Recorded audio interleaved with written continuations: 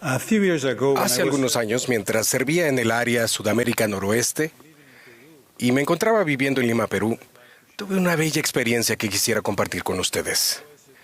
Ocurrió cuando regresaba a casa de un ocupado fin de semana de asignaciones. Después de finalmente terminar el proceso de inmigración en el aeropuerto, encontré esperándome a un amable taxista del servicio habitual de taxis. Me llevó al auto y me senté en la parte trasera, listo para relajarme y disfrutar de un silencioso viaje a casa, y después de transitar algunas calles, el conductor recibió una llamada telefónica de su supervisor, quien le comentó que yo había tomado el taxi equivocado. Había otro reservado para mí, así que el supervisor le indicó que podía llevarme de regreso al aeropuerto si lo solicitaba yo. Le dije que no era necesario y que podíamos seguir adelante. Después de algunos minutos de silencio, me miró a través del espejo retrovisor y me preguntó: «¿Usted es mormón, verdad?». Bueno, después de aquella irresistible pregunta, supe que mi momento de silencio había terminado. No pude resistirme a descubrir a dónde nos llevaría la pregunta. Me enteré que su nombre era Omar, que el de su esposa era María Teresa y que tenían 2 hijos, Carolina de 14 y Rodrigo de 10 años. Omar había sido miembro de la iglesia desde pequeño. Su familia era activa, pero en algún momento sus padres habían dejado de asistir a la iglesia. Omar se inactivó por completo a los 15 años. Ahora tenía 40. En este momento comprendí que no había tomado el taxi equivocado. No fue una coincidencia.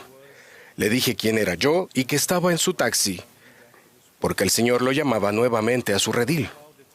Después hablamos sobre la época en la que él y su familia eran miembros activos de la iglesia. Él tenía entrañables recuerdos de dulces momentos en las noches de hogar y de algunas canciones de la primaria.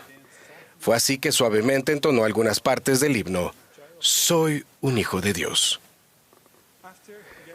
Luego de pedirle su dirección, número telefónico y su permiso para compartirlos con su obispo, le comenté que encontraría el modo de estar en la capilla el primer día que volviera él a la iglesia. Terminamos el trayecto del aeropuerto a mi casa, así como nuestro pequeño viaje a su pasado, y cada quien siguió su camino.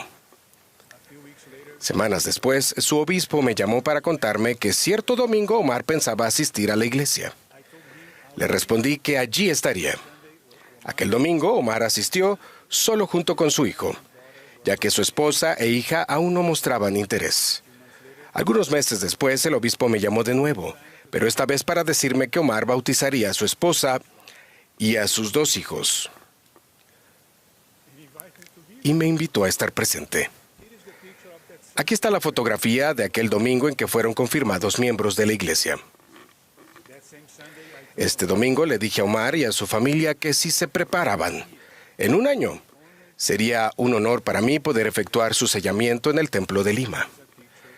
Aquí está la fotografía de que se tomó un año después de aquel momento memorable para todos. ¿Por qué comparto esta experiencia con ustedes? La comparto con 2 fines. Primero, para dirigirme a aquellos buenos miembros que por alguna razón se han alejado del Evangelio restaurado de Jesucristo. Y segundo, para dirigirme también a los miembros que actualmente participan, pero que quizás no sean tan fieles a sus convenios como deberían. En ambos casos, sus generaciones futuras se verán afectadas y las bendiciones y promesas reservadas para su posteridad se encuentran en riesgo. Comencemos por el primer caso. Los buenos miembros que han dejado la senda de los convenios, como ocurrió con mi amigo peruano Omar. Cuando le pregunté por qué había decidido volver, dijo que fue porque él y su esposa sentían que sus hijos serían más felices al vivir el Evangelio de Jesucristo. Sintió así que era hora de volver a la iglesia por el bien de sus hijos. Es muy triste cuando nos encontramos con miembros inactivos o no miembros de la iglesia, quienes alguna vez tuvieron el Evangelio en su familia y lo perdieron por la decisión de sus padres o abuelos de alejarse de la iglesia por un tiempo. Esta decisión podría tener un impacto para siempre en su posteridad. Sus hijos y nietos han quedado excluidos de la protección y de las bendiciones del Evangelio de Jesucristo en sus vidas. Lo que es aún más desgarrador, han perdido las promesas de una familia eterna que previamente habían tenido. La decisión de una sola persona ha afectado a toda una cadena de descendientes. Se ha quebrantado el legado de fe. Sin embargo, como sabemos, todo lo quebrantado puede enmendarse mediante Jesucristo. Por esta razón, les ruego consideren esta invitación del presidente Nelson. Ahora bien, si se han apartado del camino, los invito con toda la esperanza de mi corazón a que por favor regresen. Cualesquiera que sean sus preocupaciones o desafíos, hay un lugar para ustedes en esta, la Iglesia del Señor. Ustedes y las generaciones por venir serán bendecidas por las acciones que tomen ahora al regresar a la senda de los convenios. Ahora, hablemos del segundo caso. Los miembros que hoy participan, quienes tal vez o quizás no sean tan fieles como deberían ser. Así como las decisiones de ayer influyen en la realidad de hoy, las decisiones de hoy tendrán un impacto en nuestro futuro y en el futuro de los miembros de nuestra familia. El presidente Oaks nos enseñó. El Evangelio restaurado de Jesucristo nos alienta a pensar en el futuro. Enseña grandes ideas sobre el futuro para guiar nuestras acciones en la actualidad. Por el contrario, todos conocemos personas a quienes les interesa solo el presente. Gástalo hoy, disfrútalo hoy y no te preocupes por el futuro. Al tomar las decisiones de hoy, siempre debemos preguntarnos, ¿a qué me llevará esto? ¿Nuestras decisiones de hoy nos conducen al gozo y a la eternidad o hacia el pesar y las lágrimas? Algunos podrían pensar, no tenemos que asistir a la iglesia cada domingo, o pagaremos el diezmo cuando la situación mejore, o no apoyaré a los líderes de la iglesia en este asunto. Pero también dicen, sabemos que la iglesia es verdadera y que nunca abandonaremos el Evangelio de Jesucristo. Quienes piensan así, no comprenden el impacto negativo que este tipo de tibieza tendrá como miembros en sus vidas y en las de su posteridad. Quizás los padres se mantengan activos, pero el riesgo de perder a sus hijos está latente en esta vida y en la eternidad.